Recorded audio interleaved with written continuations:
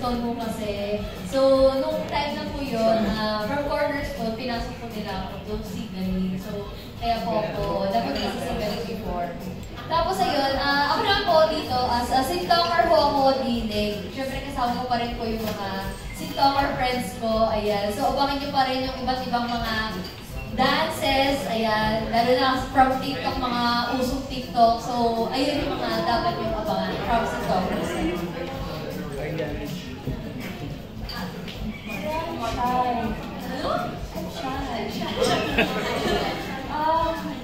Ayun po, maraming kulitan and tawanan and sabi ko, malutang.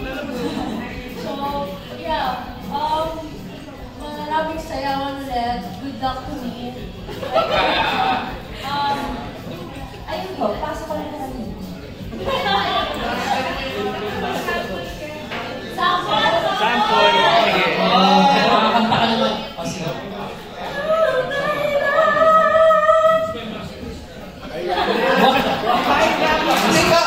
Kakapanaan mo lang, di ba? Ariana Grande. Hindi siya naman. Hindi, pero one of the finalists. Also finalist. Siya ang darling of the crowd. Oo.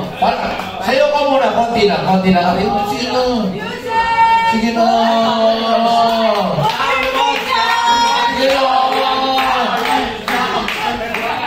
Ito ba'y basa? Oscar nominee ka na, ganyan ka na. Sige! No! Sige na, okay na, okay na. Okay lang, Thank you.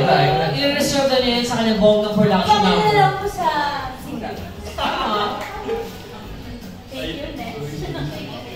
Ayun. Yung singling ko, isa po siya sa pinakamalaking blessing na binigay po sa akin, especially nung pandemic. Kasi nga, di ba lahat, ang daming natanggal ng work, tapos isa po ako dun sa mga nabigyan ng opportunity na makapag-work. And for me, doon talaga ako nag-start. Isa ako sa pinakaunang TikTokers nung nagsimula ulit ang singling kami nila Yuki, nila Lily, kaya sinusin nyo sa mga kayo. Hindi, ngayon yung mga nag-focus din naman sila sa kanilang mga career, kaya yung mga newfound friends naman and new set of TikTokers naman po yung nakakasama namin. So, yun lang po. At syempre, hindi mawawala. Sabi nga ni Pinay, syempre may mga sayawan, mga TikTok trends, and syempre magkakaroon din kami ng ibang part pa sa singling. So, yun lang po. Hello. Wala, nauusan na ako ng sasabihin ko. Good afternoon sa inyo lahat. Ako si Igap.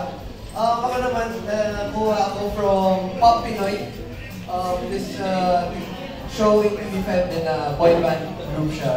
Ay, boy band competition. Ayun. Siguro nakita nila nag-TikTok ako and may following ako. So, they invited me to join the family. So yun, sa show naman, sobrang happy ako and blessed dahil sobrang welcoming po ng singling family. Parang tinutuloy ko na po sila mga tito at tita, yung mga... Punta ka lang. Ate, at tiya, at mga TikTokers, syempre mga kapatid ko na po sila. So yun, sa show naman po, puro kulitan, katawanan, mga gimmick, at syempre yung mga bagong segment po na kung saan may role din po kami na gagampanan. Yun, sana po panoorin niyo po yung show namin and supportahan niyo po. Salamat po. What day is it? Ang dami mo na sa video lang.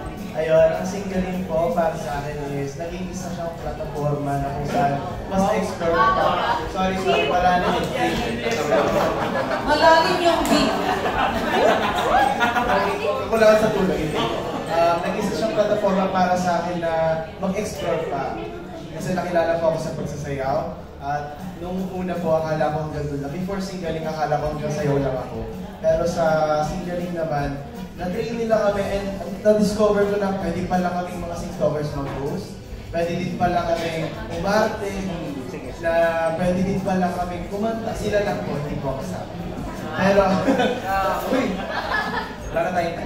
Ayun, sobrang pasasalamat ko talaga sa singling na naging kabila ako sa pamilyang ko. At sa mga kaikanan ko, ayan. Sobrang sarap din sa pagkakita. Nakita na natin yan. sila kasi ayan. Sobrang sarap po sa pakiramdam na isa na naman pong panibagong season na new discoveries at marami pa pong pasabog na ipapakita sa single. Maraming salamat po. Thank you!